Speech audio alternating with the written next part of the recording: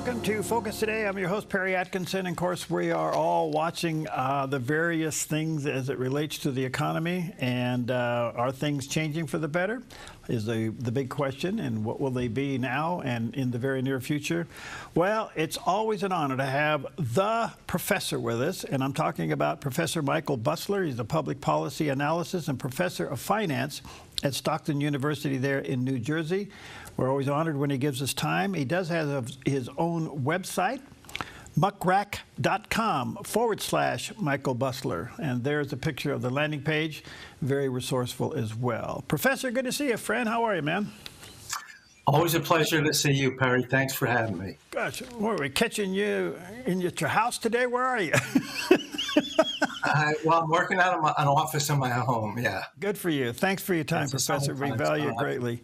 Hey, is it true we had a budget surplus in June? What a piece of good news that was. So it looks like, now I hope that continues into the future. I don't expect it to, and maybe it will.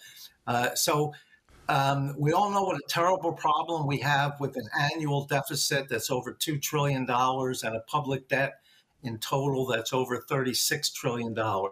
President Trump has been doing everything he can to try to get government spending down. He formed, you recall, the Department of Government Efficiency that found hundreds of billions of dollars worth of waste.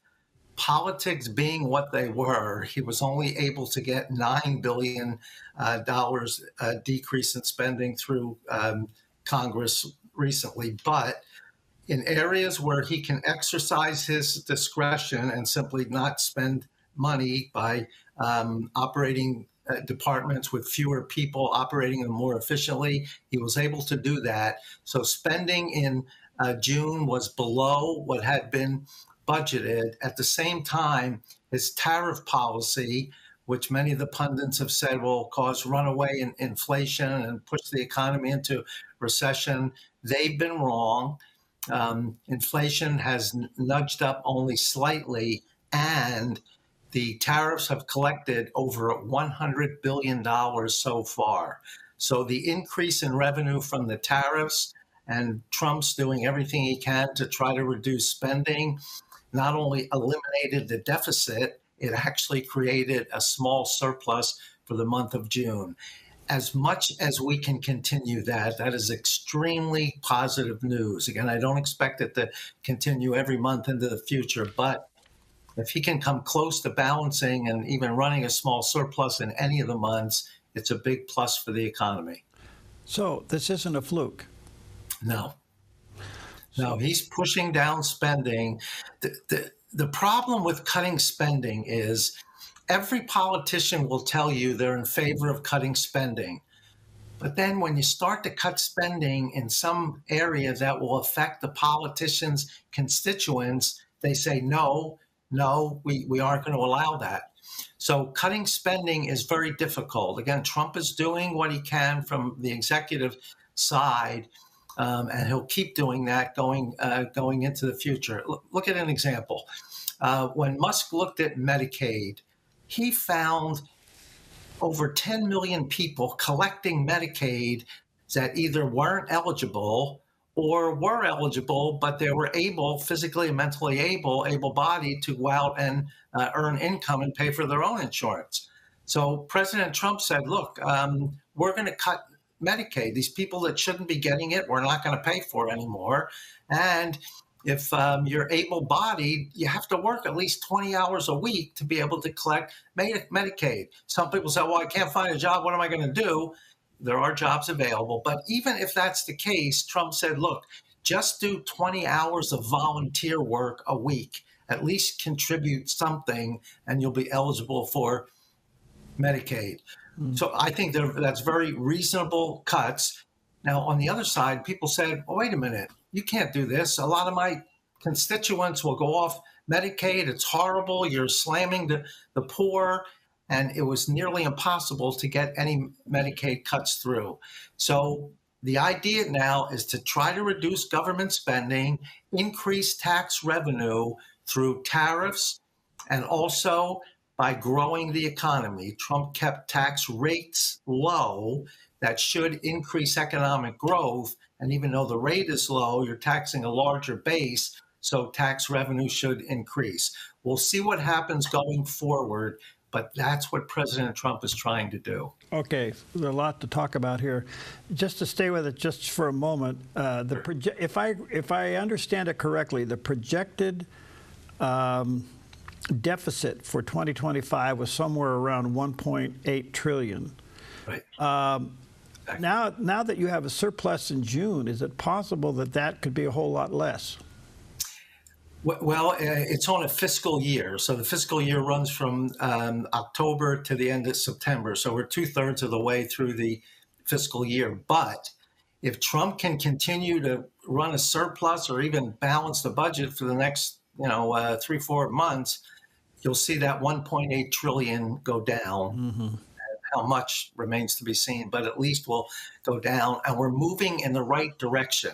You can't fix this overnight, but we're moving in the right direction, and that's what's important.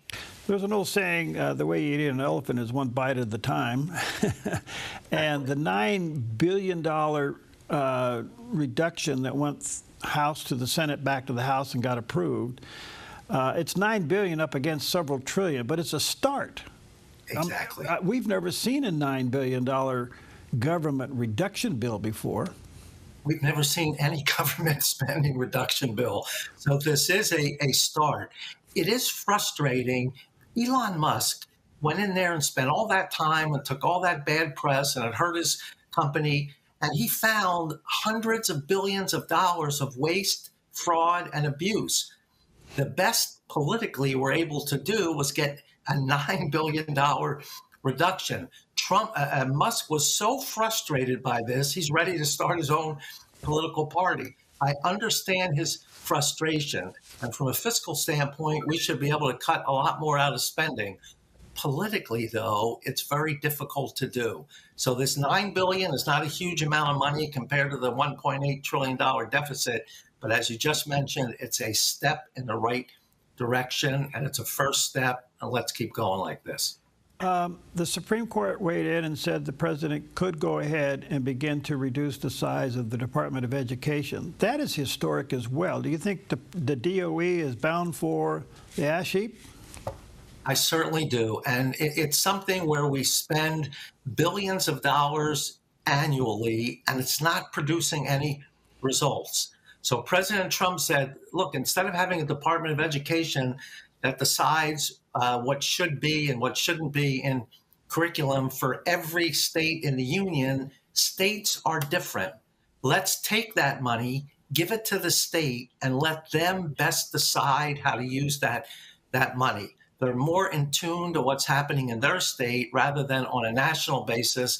And there's just differences in Mississippi and California and New Mexico, Nevada. They all have differences in their educational needs and how they educate the children. So let the states do this. Get rid of the federal bureaucracy. It will save billions of dollars, and it will come up with a system that's more efficient. Look at our education system. Our students' proficiency measured in 4th and 8th grade has been going down in both reading and arithmetic has been going down nearly every year for a decade or so, or even longer. We have to reverse that. Education is extremely important. We need our children to get the best education possible. Let the states do that. It will come out with a better product and cost taxpayers less money. Do you think there'll be further cuts with U.S. aid? So this is a tough one. A lot of what Musk found was that millions and billions were being spent on ridiculous things. There was a Sesame Street, $20 billion for a Sesame Street in Iraq. There were studies done on mice that had no real meaning or any kind of significance. So he said, let's cut this way down. Now, there are some positive things that the USAID does, but we have to keep asking ourselves that they are very positive things. We like to continue to do it, but we don't have the money to do it. So some of these things that from a humanitarian standpoint, we probably wouldn't want to see cut, may have to be cut because we can't continue to spend way more money than we're bringing in tax revenue. And President Trump will not raise tax rates on anybody. Americans are already paying enough taxes. It's counterproductive to raise tax rates any higher. It will slow economic activity. He just passed that big, beautiful bill, which keeps tax rates at a relatively low level. But some of the cuts are going to be painful. Every one of these cuts, every program, you find people that can justify it. We have to do this and we have to do that, but we just don't have enough money to do all those things. So we've got to cut somewhere. Do you think in the long term, Professor, that a light item veto would give the president power to cut some of this nonsense out of the middle? I favored this light item veto forever. I think Reagan was the first one to bring it up. I think this is a great idea. There's so much pork in the budget, and you either, when it gets to the president's desk, you either sign it or don't sign it. If he could sign it, but then veto specific line items, that would help reduce government spending. Now, if he vetoed something and the majority of both the House and the Senate said, oh, no, we have to have that, then they can override the veto. But at least the president should be able to cut fat out of the budget, this waste, fraud, and abuse. He should be able to cut it out, even if it's just a line here and a line there. So I've been in favor of this line item veto forever. Yeah, good. All right, so I'm still your student, so I'm still learning. Someday I'll pass your class. Oh, very well. The big, beautiful bill, it did raise federal spending to $7.3 trillion while giving tax cuts. How does this work? So it extended the tax cuts passed in 2017, implemented in 2018. Now, in my opinion, the tax cut was very fair. President Trump said, except for people that have state and local tax deductions that they may lose, except for those people, everybody's taxes are getting cut 10%. We're not going to treat anybody any differently than anybody else. Everybody will see a 10% reduction in their taxes. Now, which again, I think is fair. The Democrats said, wait a minute, you have some average American only getting $500 and some wealthy guy getting $1 million tax break. And that's true. Why? Because the average person pays $5,000 in taxes, so you get a 10% cut, that's $500. If somebody pays $10 million in taxes, he gets a 10% cut, he's going to get $1 million. So dollar amounts would be larger, but it's because people are paying so much more in taxes.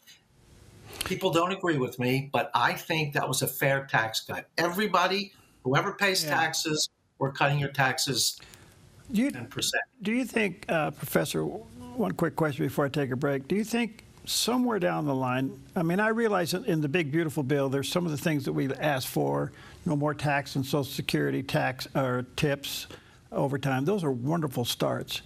But there's a couple of other things out there. The inheritance tax and capital gains. Do you think they'll ever be addressed?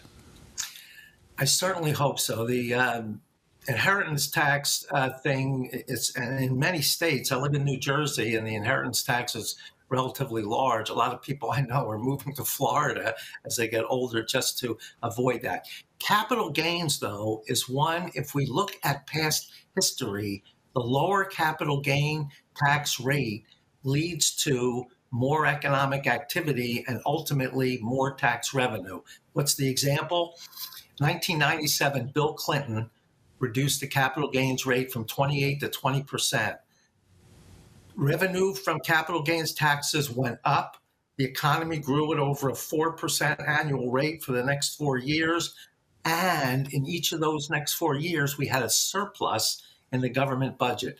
I think the capital gains rate should go down to 15% for all capital gains. I think that would bring in more revenue, spur economic activity, and lead to much higher growth. Yeah, the only offset to that is what the states would do with capital gains. Here in Oregon, we have one of the highest, and it's just, you look at this and you go, you can't pass the family farm or company on to the next generation. So you got to figure out a way. It's horrible. I mean, you got to figure out other means like LLCs and everything else so that it doesn't really change hands but stays going around. I mean, I realize there's those instruments there, but just fundamentally, if capital gains were reduced, to your point, not only would it boost things, but moreover, it save the small business, the small farm. Yeah, a lot of these big farms get passed on from generation to generation, and you're right, they should be in the name of an LLC now to try to get around this. But if it goes from one generation to the next, and somebody bought a farm for a small amount of money, worked it for 50 years, it's worth a lot of money, pass on to your heirs, there's that huge capital gain that has to be paid. The heirs don't have the money. They oftentimes have to sell off part of the family farm just to pay the taxes. So we need to do something about capital gains. We need to create more capital. And by lowering the capital gains tax rate, we create more capital. We have a capital-intensive economy now. Good. That would help economic growth. All right, let me take a quick break. Check out the professor's website, muckrack.com/Michael Busler, and you can keep track of them there. And we'll come back. I have some interesting questions for him.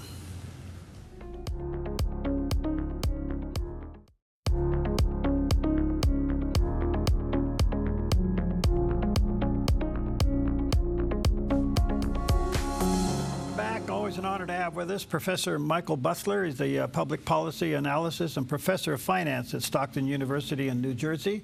The professor has his own website, muckrack.com/Michael Busler. There's a picture of the landing page. So honored to have him with us when we call. Professor, back to the big, beautiful bill. No, excuse me, back to the $9 billion cut bill that finally made it through and got the president's signature. 1.1 billion of the 9 billion was against NPR and PBC, public broadcasting. This is huge. What's your take on that? So the president felt that some of these public broadcasting outlets were not being objective and tended to be biased. So all this funding is cut. We need those NPR and public broadcasting. So what'll happen is President Trump said, look, I kept everybody's taxes low. They're going to have more disposable income. So instead of me raising your taxes and using that money for public broadcasting, I'm going to keep taxes low. People have more income, disposable income.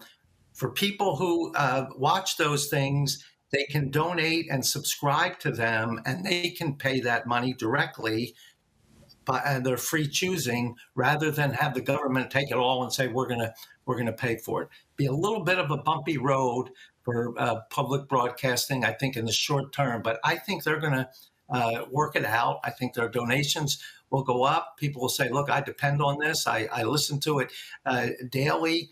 If government funding got cut, my taxes stay low, I'm going to take some of that money I saved on paying taxes and pay it directly to public broadcasting, because I want to see that continue. No. Enough Americans are going to want to see that continue that I think they'll be able to raise enough money privately to keep that going. Yeah, it puts them in the competitive realm of the rest of us broadcasters. And exactly. I think that's where it should have been all along. But didn't their bias kind of self-destruct them? The bias had a lot to do with it. I mean, they're just supposed to present to the public an unbiased view, report the news, give an unbiased view. They were so slanted to one side that President Trump said, look, I'm funding people that are trying to take me down, and it doesn't make any sense to do that. Yeah. So he cut off the spending and the funding, said, let people who watch it fund it, and they should be okay. And maybe because NPR and things have to compete now, maybe they'll be a little more fair in their reporting. Yeah, I get it, because that's the world we live in. And I think that the other thing that could come from this long term will be a reclassification of the licensing of stations in America, because these are what they call NCE, which are non-commercial educational channels. And I suspect in time that could be reclassified where in order to keep public broadcasting alive, yeah, donations is one thing, but let them compete in the commercial realm. And that could be the next one. So we'll see how that goes. I want to come back to Elon Musk. I think you explained it very, very well, Professor, that he was just frustrated beyond measure to see the waste. And being the impatient person that he is, that he wanted to see it cleaned up and fixed faster. But so he gets a little ticked off, and he goes out and he wants to form the American Party. Where do you think about this, or is it just symbolic protest? Forming a new political party is extremely difficult, not impossible. I look at when they had the Whig Party, I think back in the early 1800s, and eventually that left, and we had just the Democrats and the Republicans. I think our two-party system works best as a two-party system. I look at some of these other countries around the world where they have dozens of parties and you have to form coalitions, and it's hard to really get things done. So I think the two-party system is the way to go. On the other hand, I completely understand Musk's frustration. He went in there, he looked at systems that were from the 40s and rather from the 60s and 70s that had those old Radio Shack computers running things. And he said, look, you can eliminate 90% of the workforce, put in modern systems, modern hardware, modern software, have something that operates much more efficiently and at significantly lower cost. And he found, as I say, hundreds of billions of dollars in this, and yet they can only pass a $9 billion cut. You know, Musk must be saying to himself, why did I just waste those 3 or 4 months? You know, they're burning my company up. My sales have been clobbered. People hate me. I'm trying to do something I think was patriotic, trying to save the country from financial ruin, and I did it. And yet nobody will implement anything except for $9 billion. No, I totally get that. I think it also could be that not recognizing how slow the system works. When, you know, the affluent can make things happen a whole lot faster. Yes, they can. Look, there's politics here. Yeah. And as I said, you try to cut something and someone says, wait a minute, you can't cut that. It's going to affect my constituents. They aren't going to vote for me. I'm not going to get this passed. And practically every cut he wanted to make, somebody had a problem with. Yeah. And you need a majority, at least a majority in both houses to get anything passed. Yeah, it's I get it. I get the frustration. I want to come back to something else, to your world, academia, just for a moment. We're seeing universities really get put under the microscope, asking the big question, what's really going on, everything else. A lot of funding is being withheld.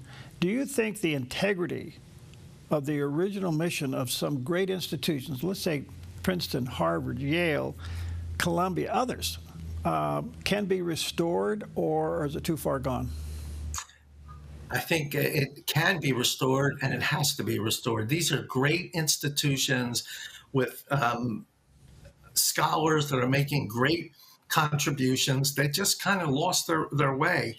Instead of being objective as a researcher is supposed to be, they started to favor one view over another. And it got to the point where the students going through the schools, they said, well, the way I'm looking at things is not objective. What the left is telling me, I guess that's the way it's supposed to be, and that's not. What's supposed to happen in colleges and universities? Students go there to learn some specific skills, depending on what their major is. But the primary focus is to teach critical thinking skills. So when somebody is confronted with a problem, they can figure out what the best solution is. When I teach, if somebody asks me a question, I say, well, here's what one side says, and here's what the other side says. Now, they ask me my opinion. I try to keep it out of it. I said, look, here's one view, here's the other. What do you think makes the most sense? You figure it out. So the way the schools are going, they present one side and never present the other side. So the students aren't using critical thinking skills, or sort of regurgitating what's given. So they've got to get back to focusing on those critical thinking skills. And with every argument, They have to present both sides and teach the students how to critically think so they can make their own decisions as to which one makes the most sense. There's two things I would add to that. I think critical thinking to be restored is clearly probably the basis. But what about just civil discourse and free speech? Look, our country was founded on free speech. Someone should be able to, whether they agree with another party or not, they should be able to give their views. The school I teach is a university now. When I started there years ago, it was a liberal arts college. And 90% of the faculty had a very liberal view.